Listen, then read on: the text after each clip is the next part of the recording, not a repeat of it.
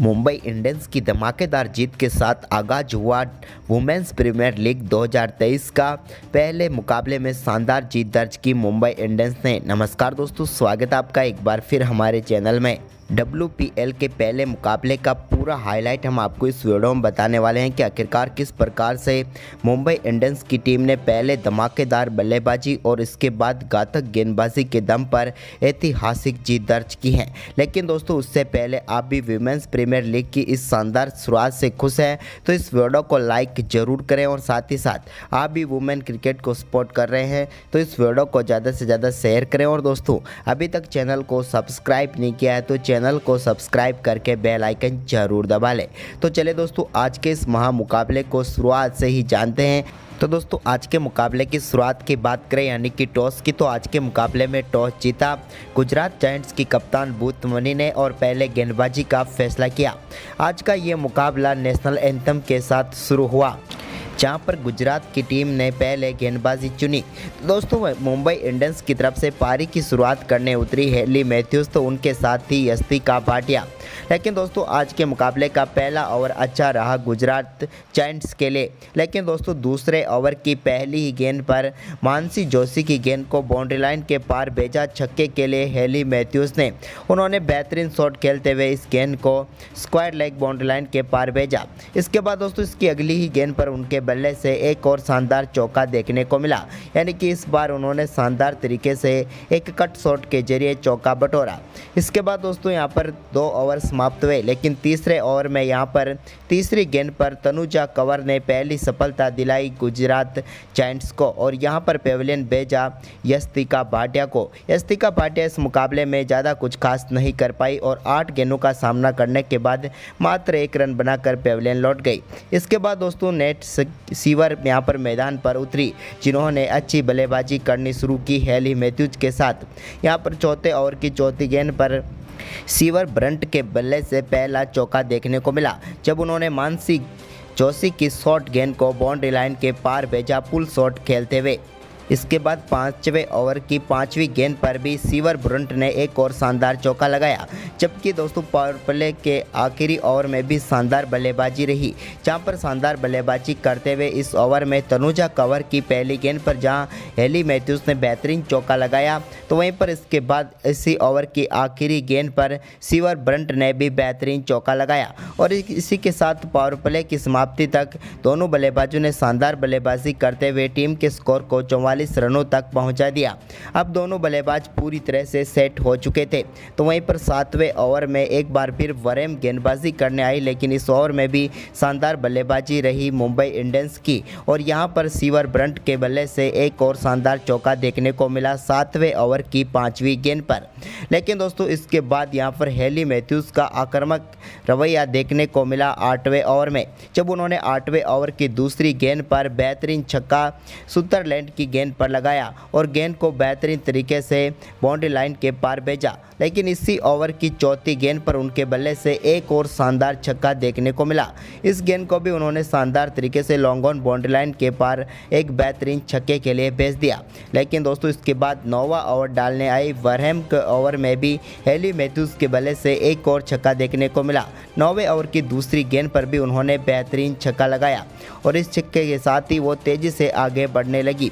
वहीं पर दोस्तों, अब सीवर ब्रंट और हेली मैथ्यूज के बीच बेहतरीन 50 रनों की पार्टनरशिप भी पूरी हो चुकी थी। लेकिन इस 50 रनों की पार्टनरशिप के बाद यहां पर 9वें ओवर की 5वीं गेंद को सीवर ब्रंट बाउंड्री लाइन के पार भेजना चाहती थी, लेकिन यहां पर स्नेह राणा ने बेहतरीन कैच लिया और सीवर ब्रंट को पेविलियन भेजा और दूसरी सफलता दिलाई गुजरात जायंट्स को। सीवर ब्रंट की बात करें तो उन्होंने 18 गेंदों पर 23 रनों की पारी खेली।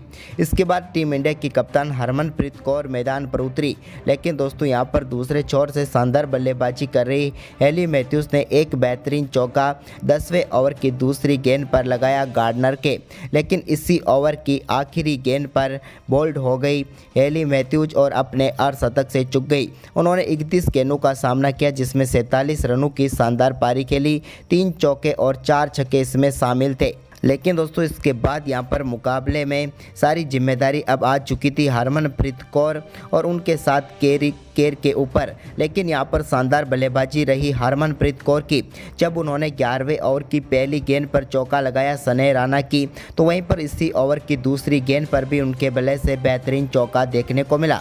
इसके बाद दोस्तों 12वां ओवर डालने आई वरहम की तीसरी गेंद पर बेहतरीन चौका हरमनप्रीत कौर ने स्वीप शॉट खेलते हुए बटोरा, तो इसकी अगली ही गेंद पर उन्होंने एक और स्वीप शॉट के साथ शानदार चौका लगाया। इसके बाद दोस्तों इसी ओवर की आखिरी गेंद पर भी एमिली कीर, जो कि काफ़ी शानदार बल्लेबाज हैं, उन्होंने भी स्वीप शॉट के जरिए चौका बटोरा। इसके बाद दोस्तों 13वां ओवर डालने आई सुदरलैंड के ओवर में 2 चौके हरमनप्रीत कौर के बल्ले से देखने को मिले। इसके बाद 14वां ओवर डालने आई सने राणा के ओवर में एमिली कीर ने शानदार चौका लगाया तीसरी गेंद पर, तो वहीं पर इसी ओवर की 5वीं गेंद पर भी उनके बल्ले से एक और शानदार चौका देखने को मिला।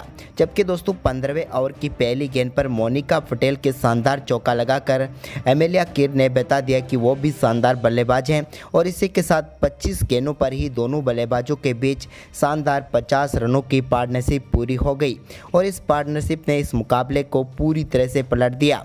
लेकिन दोस्तों मोनिका के इस ओवर की तीसरी गेंद पर हरमनप्रीत कौर के बल्ले से शानदार चौका देखने को मिला, तो इसके बाद उन्होंने चौथी, 5वीं और 6ठी यानी कि इस ओवर की लगातार 4 गेंदों पर 4 चौके हरमनप्रीत कौर के बल्ले से देखने को मिले, जबकि एक चौका एमिलिया कीर ने लगाया, यानी कि इस ओवर में टोटल 5 चौके लगे 15वें ओवर में। इसके बाद दोस्तों 16वां ओवर भी कमाल का रहा, जब 16वें ओवर डालने आई गार्डनर की तीसरी गेंद पर हरमनप्रीत कौर ने एक और शानदार चौका लगाया, जबकि इसी ओवर की चौथी गेंद पर भी उन्होंने चौका लगाया। जबकि दोस्तों इसी ओवर में शानदार बल्लेबाजी करते हुए हरमनप्रीत कौर ने अपना अर्धशतक भी पूरा कर लिया। हरमनप्रीत कौर ने ये अर्धशतक मात्र 21 गेंदों का सामना करते हुए पूरा कर लिया। लेकिन अर्धशतक के बाद भी हरमनप्रीत कौर का बल्ला शानदार तरीके से चलता रहा, और उन्होंने सने राणा के ओवर में एक और शानदार चौका लगाया। लेकिन दोस्तों इसी ओवर में जब वो 6ठी गेंद पर एक और बड़ा शॉट खेलना चाहती थी, लेकिन वहां पर अपना केस थमा बैठी और 30 गेंदों पर 65 रनों की तूफानी पारी खेलकर पेवेलियन लौटी हरमनप्रीत कौर। इसके बाद दोस्तों यहां पर बल्लेबाजी करने उतरी पूजा वस्त्रकर ने एमिलिया कीर के साथ शानदार बल्लेबाजी की। इसी दौरान 18वें ओवर में एमिलिया कीर ने शानदार बल्लेबाजी करते हुए 2 चौके बटोरे, तो वहीं पर 19वें ओवर में शानदार बल्लेबाजी करते हुए पूजा वस्त्रकर ने 2 चौके लगाए। जबकि दोस्तों आखिरी ओवर एक बार फिर सने राणा डालने आई, जहां पर शानदार बल्लेबाजी करते हुए पहली गेंद पर शानदार छक्का लगाया। इसके बाद तीसरी गेंद पर 200 का आंकड़ा छू लिया मुंबई इंडियंस ने, लेकिन 5वीं गेंद पर सने राणा ने पूजा वस्त्रकर को आउट किया। उन्होंने 8 गेंदों पर 15 रन बनाए। लेकिन दोस्तों आखिरी गेंद खेलने आई वोंग ने भी शानदार बल्लेबाजी करते हुए बेहतरीन छक्का लगाया आखिरी गेंद पर, और यहां पर मुंबई इंडियंस की टीम ने निर्धारित 20 ओवर में शानदार बल्लेबाजी करते हुए 207 रनों का विशाल स्कोर खड़ा किया।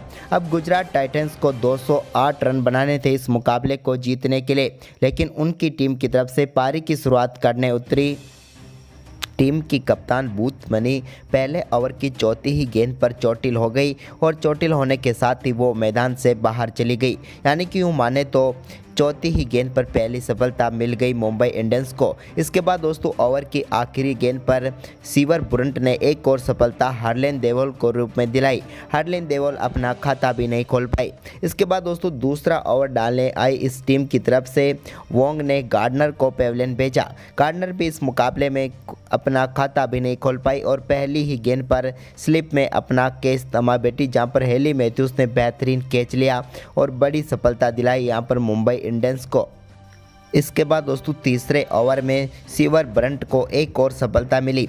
उन्होंने मेघना को पेवेलियन भेजा, जिन्होंने 4 गेंदों पर सिर्फ 2 रन बनाए और दूसरी सफलता प्राप्त की सीवर ब्रंट ने, और अब 3 विकेट गंवा चुकी थी मात्र 5 रनों पर गुजरात जायंट्स की टीम। वहीं पर दोस्तों ये विकेटों का सिलसिला यहीं पर नहीं रुका, और दोस्तों 5वें ओवर की चौथी गेंद पर एक और शानदार सफलता प्राप्त की इसाक ने, और यहां पर पेवेलियन भेजा स्विट्जरलैंड को, जिन्होंने शानदार तरीके से टिकने की कोशिश जरूर की लेकिन 14 गेंदों पर 6 रन बनाकर पेविलियन लौटे।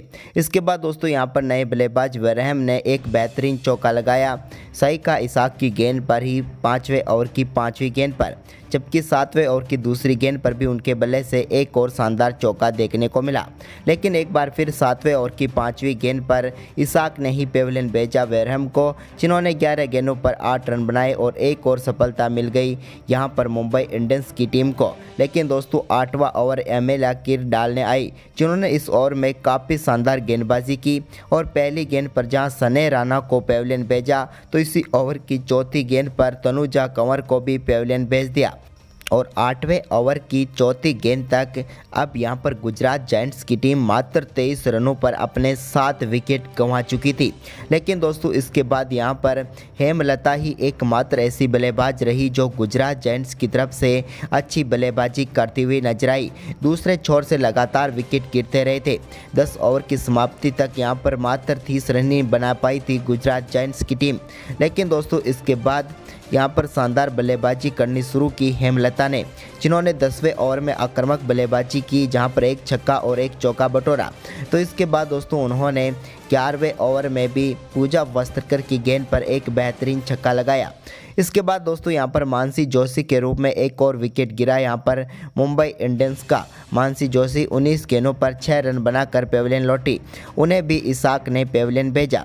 इसके बाद मोनिका पटेल ने 2 चौके जरूर लगाए, लेकिन आखिरी विकेट के तौर पर भी मोनिका पटेल ही आउट होकर पेविलियन लौटी। उन्होंने 9 गेंदों पर 10 रन बनाए और पूरी टीम यहाँ पर मात्र 64 रन ही बना पाई गुजरात जायंट्स की टीम। और पहले ही मुकाबले में मुंबई इंडियंस ने 143 रनों की धमाकेदार जीत दर्ज की और साथ ही WPL का धमाकेदार आगाज़ भी किया।